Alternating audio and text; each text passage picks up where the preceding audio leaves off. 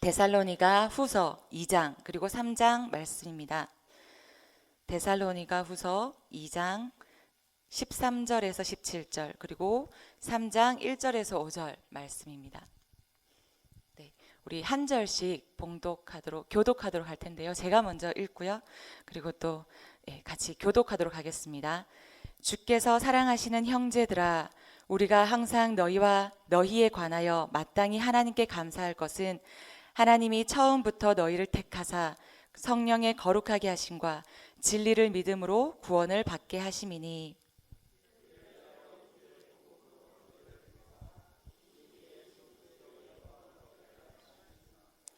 그러므로 형제들아, 굳건하게 서서 말로나 우리의 편지로 가르침을 받은 전통을 지키라.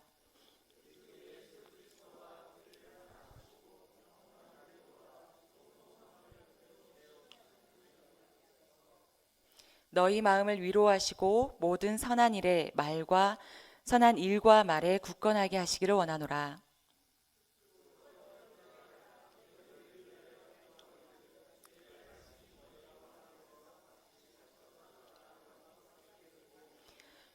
또한 우리를 부당하고 악한 사람들에게서 건지시옵소서 하라. 믿음은 모든 사람의 것이 아니니라. 주는 미쁘사 너희를 굳건하게 하시고 악한 자에게서 지키시리라.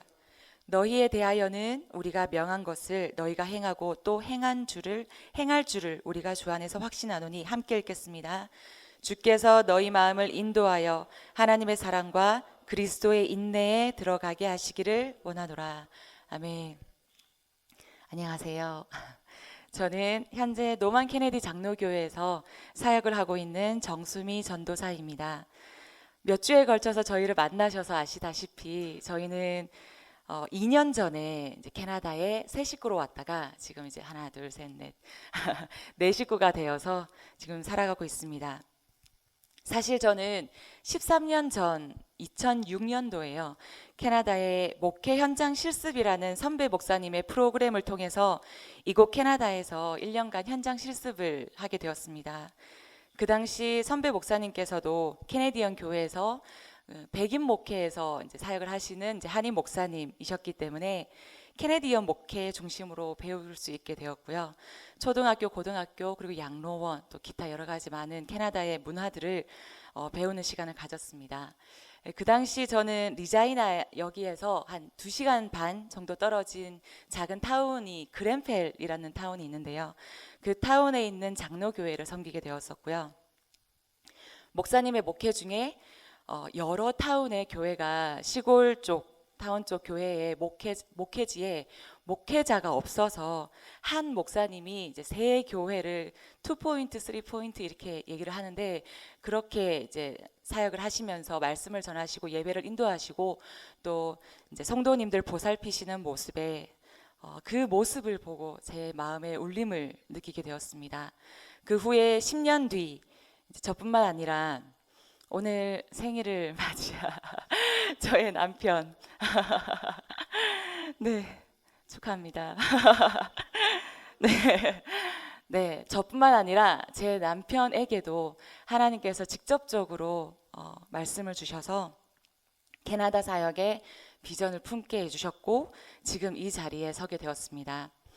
저희 부부는 한국에서는 이제 둘 다 전도사이기 때문에 각자 교회에서 단연간 사역을 했지만 이곳 캐나다에서의 사역은 이제 2년이 되어 갑니다. 이제 시작점에 있습니다. 그래서 문화적인 부분, 특히 언어적인 부분에 있어서 여러 가지 시행착오도 겪고요. 그리고 또 여러 가지 어려움들을 많이 버텨내면서 지내고 있습니다.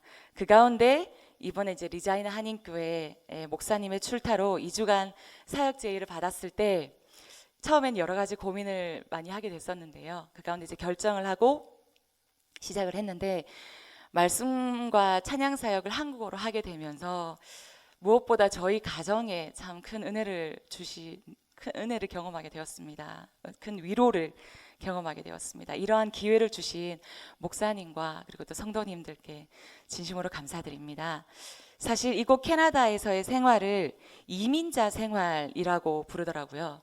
그래서 이번 달 10월 달 24일이면 이제 저희가 여기에 온 지 정확히 2년이 됩니다.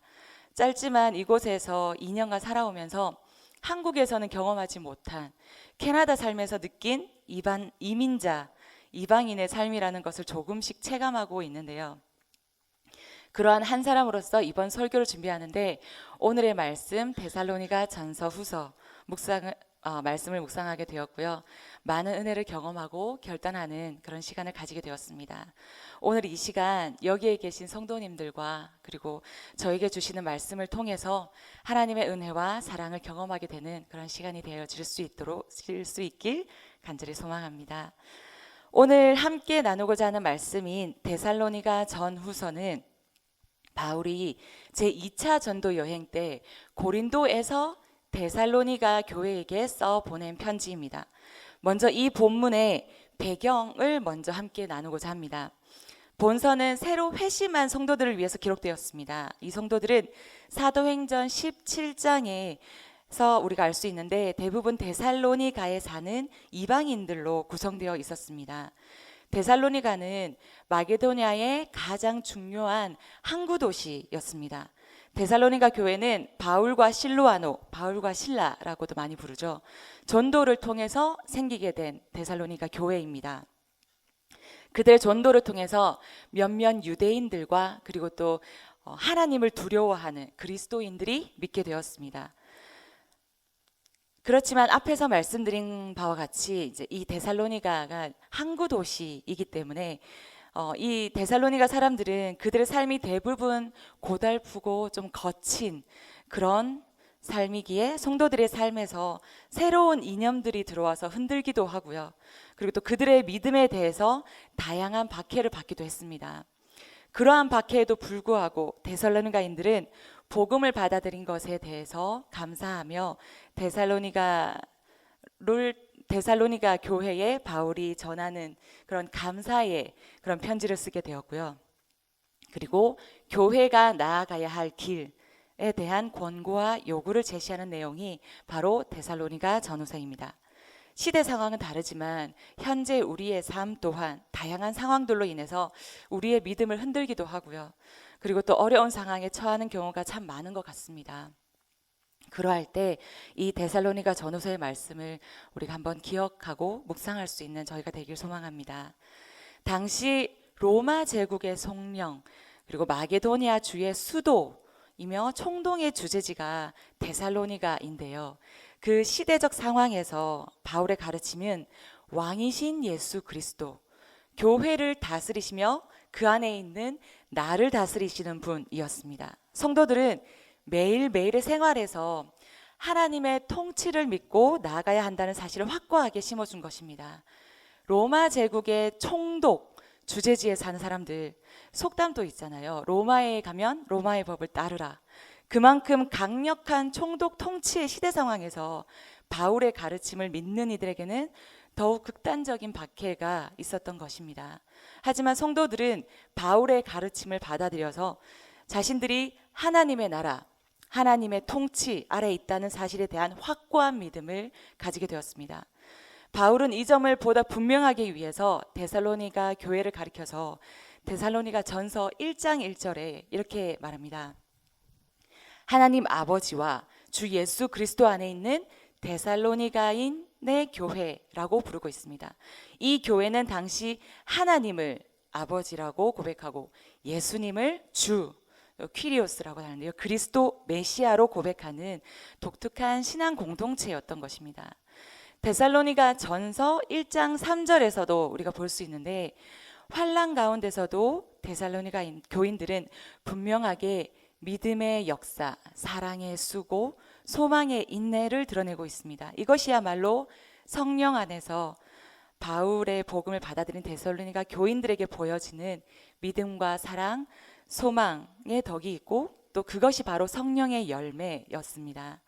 또한 믿음, 사랑, 소망은 그리스도 예수 안에서 하나님이 주신 생명의 본질인 것입니다. 믿음은 하나님이 그리스도 예수 안에서 자기 백성의 구원을 위해 역사하셨다는 확신에 기초를 합니다. 사랑은 그리스도 예수로 인해서 하나님과 그의 백성 사이에 존재하는 현재 그리고 실제, 계속되는 실제입니다. 또 소망은 성도 안에 착한 일을 시작하시니가 그리스도 예수의 날까지 이루실 줄을 확신하는 것, 빌립보서 1장 6장에 있죠. 그것과 관련이 됩니다. 데살로니가 교인들에게 나타난 하나님의 역사는 믿음에 의해 나타났습니다. 바울은 성도들이 오직 믿음으로 구원받는다는 것을 분명히 했습니다. 에베소서 2장 8절 말씀, 네, 감사합니다. 너희는 그 은혜에 대하여 믿음으로 말미암아 구원을 받았으니 이것은 너희에게서 난 것이 아니요 하나님의 선물이라.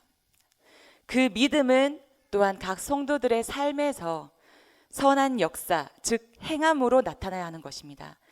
사도 야고보 또한 그의 서신에서 이렇게 전합니다. 야고보서 2장 말씀이죠. 내가 보거니와 믿음이 그 행함과 함께 일하고 행함으로 믿음이 온전하게 되느니라.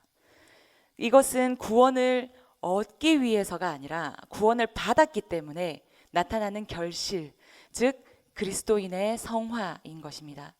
이 믿음의 행함은 각 사람마다 다양하게 나타나지만 궁극적으로 하나님의 나라를 나타내는 행함인 것입니다. 바울은 데살로니가 교회가 박해와 환난을 당함에도 불구하고 그 믿음이 자라는 것에 대하여 감사하면서 또 모든 악에 대해 곧 닥칠 징벌과 자기의 끊임없는 간구로 데살로니가 교회에 용기를 불어넣습니다. 이어서 오늘의 본문 데살로니가 후서 2장 13에서 17절에서는 바울의 가르침을 굳게 지키라는 권고이고요. 또 3장 1절에서 5절 말씀은 복음의 일꾼들을 위해서 기도해 달라는 부탁으로 이어집니다. 먼저 오늘의 본문 데살로니가 후서 2장에서 바울은 앞달락의 자연스러운 결론으로 교회를 향해서는 다른 이념으로부터 오해를 버리고 오직 복음에 근거한 정통신학에 굳게 설 것을 권하고 있고요. 또 하나님을 향해서는 교회에 굳은 신앙을 주실 것을 기도하고 있습니다. 그래서 오늘 본문 2장 13, 14절에는 감사, 15절에는 권면, 그리고 16, 17절에는 기도 이렇게 순으로 언급이 됩니다. 먼저 오늘 말씀인 2장 13절에서 15절 말씀을 유진 피터스의 메시지 버전으로 제가 한번 읽어드리도록 하겠습니다. 네, 보이시죠? 하나님께 사랑을 입은 우리의 선한 친구 여러분, 우리는 여러분으로 인해 하나님께 끊임없이 감사할 수밖에 없습니다. 하나님께서는 처음부터 여러분을 자기 사람으로 선택해 주셨습니다. 잊지 마십시오. 여러분은 하나님이 세우신 처음 구원 계획에 들어있고 살아있는 진리 안에서 믿음의 끈으로 묶여 있습니다. 이것이 하나님께서 우리가 전한 메시지를 통해 여러분에게 권하시는 성령의 삶입니다. 여러분이 그렇게 살면 우리 주 예수 그리스도의 영광에 참여하게 될 것입니다. 아멘. 하나님이 우리에게 성령으로 거룩하게 하시고 진리를 믿게 하여 구원에 이르게 하시려고 처음부터 우리를 택하여 주셨으며 우리 주 예수 그리스도의 영광을 얻게 하신 것입니다. 하지만 예수를 믿어서 복만 받는 것은 아닌 것입니다. 예수를 믿는 교회가 날마다 번창하게만 되는 것은 아닙니다. 도중에 고난에 빠질 때도 있고 사나운 항로를 향해 하는 작은 배처럼 교회라는 작은 배는 이리저리 흔들리는 것입니다. 그러한 일이 벌어지며 무엇을 붙들어야 하는지를 알아야 할 것인데 여기에서 바울은 분명합니다. 안전줄, 그 흔들릴 때 붙잡을 수 있는 그 안전줄은 2장 15절에 편지로 가르침을 받은 전통인 것입니다. 즉 바울이 편지를 통해 전해준 기독교의 기본적인 가르침인 것입니다. 우리는 바울의 다양한 편지를 통해서 그 전통이 무엇인지 알고 있습니다. 예를 들어서 고린도전서 11장 20에서 26절 말씀이 성찬에 관한 내용이 나오는데요. 예수님께서 떡을 가지사 축사하시고 이것은 너희를 위하는 나의 몸이라고 하시고 또 잔을 가지시고 이 잔은 내 피로 세운 언약이다, 새 언약이다. 이 떡을 먹고 잔을 마실 때마다 주의 죽으심을 그가 오실 때까지 전하는 것이니라 라는 그 성찬에 대한 것과 것이 있고요. 그리고 또 고린도전서 15장 2절에서 4절 말씀, 이것은 기본적인 복음 메시지인데요. 우리 다 같이 한번 읽도록 하겠습니다. 시작. 너희가 만일 내가 전한 그 말을 굳게 지키고 헛되이 믿지 아니하였으면 그로 말미암아 구원을 받으리라. 내가 받은 것을 먼저 너희에게 전하였노니 이는 성경대로 그리스도께서 우리 죄를 위하여 죽으시고 장사 지낸 바 되셨다가 성경대로 사흘 만에 다시 살아나사, 또 이어서 쭉 계속해서 이제 이어집니다. 이 가르침을 세 가지 내용으로 요약한다면, 첫째는 복음의 기본적인 사실입니다. 둘째는 세례나 성찬 같은 예배하는 교회의 중심이 되는 행동입니다. 셋째는 그리스도인다운 행동의 근본 원리인데, 특히 바울은 아가페, 사랑이라고 부르는 서로 간의 보살핌입니다. 이 세 가지를 단단하게 붙들면 당신은 잘못되지 않을 것이라고 바울은 말하고 있습니다. 이는 그 시대 상황, 그 당시의 상황뿐만 아니라 오늘날 우리의 삶에서도 진리인 것입니다. 이어서 데살로니가 후서 2장 16, 17절을 우리 다 같이 함께 읽도록 하겠습니다. 시작. 우리 주 예수 그리스도와 우리를 사랑하시고 영원한 위로와 좋은 소망을 은혜로 주신 하나님 우리 아버지께서 너희 마음을 위로하시고 모든 선한 일과 말에 굳건하게 하시기를 원하노라. 아멘.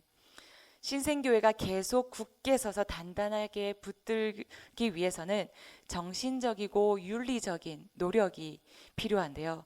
또한 하나님의 은혜와 권능이 또 우리를 사방에서 에워싸는 것입니다. 성숙한 그리스도인의 사고 또한 이러한 양면적인 특성을 지니고 있는데요. 노력과 그리고 은혜인 것입니다. 신학자 톰 라이트라는 이 사람은 이렇게 말합니다. 우리는 하나님이 통제를 하시면 우리는 긴장을 풀어도 된다고 생각을 합니다.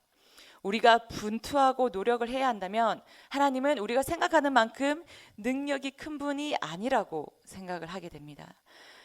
이것은 핵심을 놓친 생각입니다. 하나님의 능력은 바로 사랑과 위로와 복음의 가르침을 통해서 나타나는데, 우리의 의식적인 개입을 배제한 채 자동적으로 역사하는 것이 아니라 오히려 우리의 결심을 다지고 우리의 느슨해진 정신의 활력을 불어넣는 것입니다. 앞서서 우리가 읽었던 고린도전서 15장 10절에서도 우리가 확인할 수 있는데요. 바울의 고백이 이러했습니다. 그러나 내가 나 된 것은 하나님의 은혜로 된 것이니 내게 주신 그의 은혜가 헛되지 아니하여 내가 모든 사도보다 더 많이 수고하였으나 내가 한 것이 아니요 오직 나와 함께 하신 하나님의 은혜로다. 바울은 자신이 다른 어떤 사도보다 더 열심히 일했다고 하지만 자신이 한 것이 아니라 하나님의 은혜로, 그와 함께 하신 하나님의 은혜라고 말합니다. 한국의 영성학에 권위 있으신 목사님, 임영수 목사님 책에서 이렇게 나옵니다. 진정 올바른 영성을 가진 사람은 삶의 짐이 너무 무거워서 지친 사람들을 찾아가서 그들의 이야기를 들어주고 위로하고 그를 통해 기도해 주는 것만으로 짐을 나누어집니다. 삶의 짐에 눌려 있는 사람들에게 특별히 물질적인 큰 도움이 못 주어도 그들을 이해하고 그들을 위해서 기도하는 이웃이 있다는 것만으로도 삶의 짐이 많이 가벼워집니다. 그리고 스스로 설 수 있도록 도와줍니다. 특별히 캐나다에 저희 가족이 살면서 올해 초에 좀 적지 않은 마음의 어려움을 가지게 되는 상황이 있었습니다. 그때 저희 부부가 동시에 느낀 것이 참 외롭다 였습니다. 그 당시에 특별한 상황을 좀 속 시원히 터놓고 나눌 사람들이 모두 저희는 한국에 있기 때문에 이곳에서의 생활에 대해 참 커다란 외로움을 느끼게 되는 그런 순간이 있었습니다. 그러면서 저희 부부끼리는 더 좀 똘똘 뭉쳐지긴 했거든요. 의지할 사람이라고는 또 부부밖에 없으니까 부부싸움도 또 함부로 하지 못하는 그런 좀 오도 가도 못하는 그런 시간이 있었는데요. 근데 그 후 이제 몇 달 후에 저희 아이 둘째 시에리가 태어나게 되면서 가까워진 한 가족이 있습니다. 그리고 또 저희 교회에서 만난 또 가족들과 교제를 하면서 저희 부부는 적지 않은 위로를 받았습니다. 이번 일로 그리스도인의 교제를 통해서 삶의 무거운 짐이 가벼워지는 것을 다시 한번 더 깊이 경험할 수 있는 그런 시간이 되었습니다. 그리고 우리 오늘 17절 말씀에서 바울은 편지의 주요 부분에 확신에 찬 기도와 축복으로 마무리를 합니다. 이는 우리의 삶에서 이루어진 모든 것은 하나님의 선물이며 장차 이루어질 모든 것이 그분의 영광으로 이어지는 것입니다. 하나님은 자신의 사랑과 영원한 위로, 선한 소망을 그리스도 예수 안에서 값없는 선물로 우리에게 주셨습니다. 여기에서 선하다는 말은 그리스도 안에서 우리가 소유한 모든 선한 것을 소망한다는 의미, 그리고 그 소망이 전적으로 의지할 만한 것이라는 의미를 담고 있습니다. 여기에 계신 성도님들과 저 또한 우리를 사랑하시고 영원한 위로, 또 좋은 소망을 주신 우리 아버지 하나님을 의지해서 우리 주변 사람들에게 내가 먼저 선한 일과 말을 실천할 수 있는 성숙한 그리스도인, 그리고 올바른 영성을 가진 사람으로 살아낼 수 있길 간절히 소망합니다. 이어 데살로니가 후서 3장 1절 우리가 다시 한번 더 다 같이 읽도록 하겠습니다. 시작. 끝으로 형제들아, 너희는 우리를 위하여 기도하기를 주의 말씀이 너희 가운데서 같이 퍼져나가 영광스럽게 되고. 아멘. 바울 사도는 데살로니가 교인들에게 주님의 말씀이 고루 퍼져서 영광스럽게 되도록 기도해 달라고 부탁하고 있습니다. 참 진리, 참 말씀, 진리만이 세상을 정화하고 사람들을 새로운 존재로 변화시킬 수 있음을 알기에 하는 말입니다. 세상에는 목마른 영혼들이 분명히 있습니다. 답답한 마음을 깨뜨려 줄 한 말씀을 사모하는 사람들이 있습니다. 그런 목마름, 그리움, 간절함을 품고 사는 사람들이 참 말씀을 만나면 진정한 변화를 맞이하게 되는 것입니다. 마치 어미닭이 그 알을 쪼아서 병아리가 부화하듯이 말씀은 그들의 삶을 변화시켜 새로운 삶으로 인도합니다. 씨 뿌리는 사람의 비유를 생각해 보십시오. 농부가 뿌리는 씨는 대부분 헛이 되는 것처럼 보입니다. 또 많은 열매를 거두게 하는 씨도 있습니다. 그렇기에 씨를 뿌리는 이들은 어떤 경우에도 낙심하지 말아야 합니다. 싹이 나지 않는 곳에는 움씨라고 하죠. 다시 씨를 뿌려주면 되는 것입니다. 하지만 앞서서 우리는 우리 스스로의 마음밭에 이미 뿌려진 씨앗이 뿌리가 깊이 내려질 수 있도록 지속적으로 잘 자랄 수 있도록 스스로의 노력이 우선되어야 할 것입니다. 저는 때때로 이 말씀을 개인적으로 좀 되뇌이기도 하는데요. 이사야 26장 3절 말씀인데요. 주께서 심지가 견고한 자를 평강하도록 지키시리니 이는 그가 주를 신뢰함이니이다. 그 뿌리가 심지가 견고하게 깊이 내려질 수 있도록 말씀과 신앙생활을 통해서 끊임없이 노력하는 것입니다. 하나님의 말씀, 복음을 전하는 것뿐만이 아니라 건강하고 성숙한 그리스도인의 일과 말과 삶 자체만으로도 복음의 씨앗, 그리스도의 향기가 퍼져나갈 수 있는 것입니다. 이어서 2절, 3절 말씀 우리 다 같이 함께 읽도록 하겠습니다. 시작. 또한 우리를 부당하고 악한 사람들에게서 건지시옵소서 하라. 믿음은 모든 사람의 것이 아니니라. 주는 미쁘사 너희를 굳건하게 하시고 악한 자에게서 지키시리라. 아멘. 바울 사도는 데살로니가 교인들에게 부당하고 악한 사람들에게서 벗어나도록 기도해 달라고 부탁을 합니다. 선한 뜻을 살아간다고 해서 늘 선한 응답을 받기에는 참 어려운 시대인 것 같습니다. 선을 악으로 갚는 그러한 것 또한 저도 경험을 하기도 했고요. 또 많은 경우를 또 보았습니다. 그들에게 중요한 것은 이웃과 아름다운 관계 맺음이 아니라 자기의 이익을 확보하거나 자기의 의를 드러내는 그러한 모습을 참 많이 보게 되었습니다. 자기 중심적인 삶을 살아가는 사람일수록 다른 이들의 영혼에 상처를 주는 것입니다. 하나님의 말씀을 나누며 하나님의 뜻대로 살아가기 위해서 치열하게 노력하는 이들을 어떻게 해서든지 헐뜯고 유혹해서 악에 물들게 하려는 사람들이 있습니다. 그런 사람들과 만날 때마다 우리의 영혼은 멍이 들고 또 그 멍이 점점 커지면 우리는 작은 자극에도 비명을 지르게 됩니다. 결국에는 용기를 잃고 세상에 길들여진 사람으로 되고 마는 것입니다. 저 또한 자녀를 지금 이제 2명을 낳았잖아요. 낳아서 기르다 보니까 저도 그렇지만 저희 아이들이 자라면서 만나게 되는 사람들에 대해서 참 걱정이 앞서기도 합니다. 특히 여기 캐나다는 참 다양한 인종들이 살고 또 다양한 인종들을 만나게 되는데요. 저희는 또 딸 둘이다 보니까 청소년 청년 시절에서 만나게 되는 사람들, 그리고 또 앞으로 이제 만나는 사람들 중에서 또 딸이니까 남편감을 벌써 생각을 하면서 참 이슬람 사람만큼은 데려오면 안 되는데 뭐 이런 생각도 하게 됩니다. 그리고 또 뭐 저기 뒤에 있는 우리 딸바보 아빠는 뭐 아예 시집을 안 보낸다고도 하지만 그게 저희 마음대로 되는 것은 아니지 않습니까? 네, 하나님의 사람들, 성도들이 서로를 위해서 기도해야 하는 것은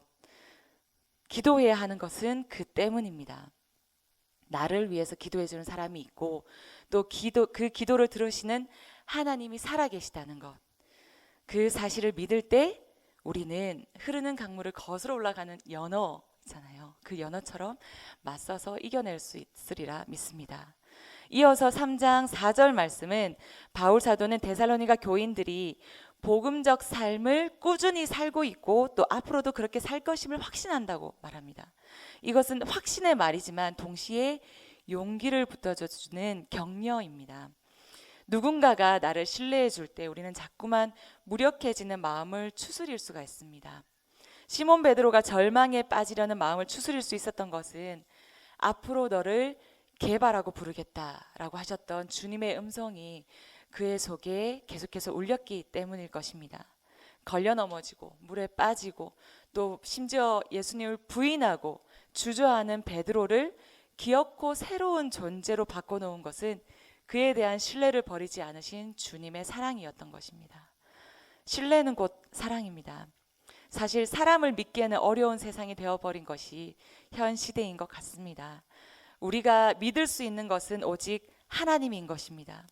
우리는 주님을 믿지만 주님도 우리를 믿으십니다. 그렇기에 주님의 일을 함께 하자고 우리를 불러주신 것이지 않겠습니까? 하나님께서 우리를 신뢰해 주시고 사랑해 주시는 그 사랑의 힘으로 우리도 우리 주변의 사람들, 우리의 이웃들을 사랑할 수 있는 것입니다. 사람을 믿기는 힘들지만 우리는 사람을 사랑할 수 있습니다. 마지막으로 바울은 데살로니가 교인들을 축복합니다.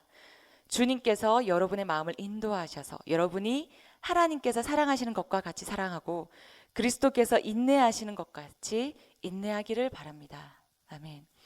바울은 인간의 의지가 얼마나 연약한지 잘 알고 있는 사람입니다. 로마서에서 그는 선을 행하려는 의지는 있지만 그것을 실행하지 않는 자기의 영적 무력감을 고백하기도 합니다. 사도 바울이요. 로마서 7장 18절에 내 속 곧 내 육신에 선한 것이 거하지 아니하는 줄을 아노니 원함은 내게 있으나 선을 행하는 것은 없노라.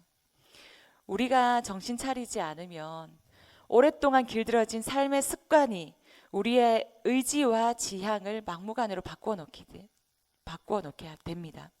그런 것을 너무나 잘 아는 바울은 주님께서 성도들의 마음을 이끄셔서 사랑과 인내의 사람이 되게 해달라고 기도를 부탁하는 것입니다. 제가 존경하는 김기석 목사님이 계시는데요. 그분의 말씀 중에 이런 말씀이 있습니다. 인내는 막연히 참는 것이 아니라 지향을 포기하지 않는 것입니다. 다시 한 번 더요. 인내는 막연히 참는 것이 아니라 지향을 포기하지 않는 것입니다. 회의의 순간이 와도 위험이 닥쳐와도 또 달콤한 유혹이 찾아와도 지향을 버리지 않을 때 우리 속에 영혼의 근육이 생기는 것입니다. 신앙도 마찬가지입니다. 험난한 세상에서 하나님의 뜻을 기억하며 살아내는 것은 사실 정말 솔직히 쉽지 않은 일입니다. 그렇기에 인내가 필요한 것입니다. 어떤 경우에도 사랑이라는 기본 동기를 포기하지 않아야 하는 것입니다. 오늘 본문의 마지막 구절 4절 5절 말씀을 다 함께 읽고 말씀을 마치도록 하겠습니다. 시작. 너희에 대하여는 우리가 명한 것을 너희가 행하고 또 행할 줄을 우리가 주 안에서 확신하노니 주께서 너희 마음을 인도하여 하나님의 사랑과 그리스도의 인내에 들어가게 하시기를 원하노라. 아멘. 이 시간 함께 하나님 아버지의 마음 찬양하면서 고백